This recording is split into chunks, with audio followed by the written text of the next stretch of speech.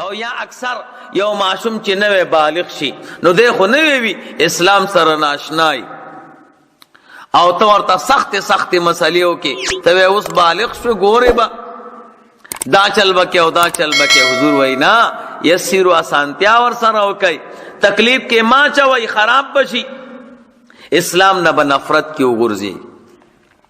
نو اسلام یو پاک دین دی الحمدلله. قسم دی چې زه د اسلام نه ډېر زیات متاثر یم. اسلام داسې یو پاک او آسان او ښایسته دین دی که چا مطالعه که قسم دی که دته ګیله پروزي تمام مسائل پکې حل دي. دا به بیا پکې نشته چې دته ثواب ډېر میلو شه او تا ته ثواب.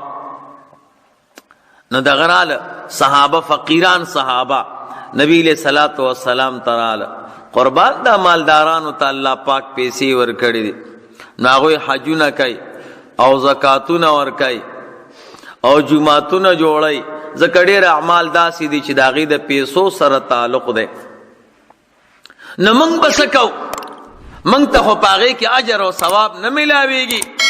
نو جبریل علیه السلام راغی محبوبه دی فقیرانو صحابهو ته ووایه تاسو چې کله مونځ نه فارغ شئ که نه نو 33 کرته سبحان الله وایه او 33 کرته الحمدلله وایه او 34 کرته الله اکبر وایه. د مالدارانو چې څومره اعمال د مال سره وابسته دي او تعلق دی هغه ټول ثوابونه به الله وایي زه تاسو له درکوم. څومره اسانه ده. نو صحابه خو ډېر حریصناکو نو چې کم مالداره صحابه و نو هغوی هم خبر شو.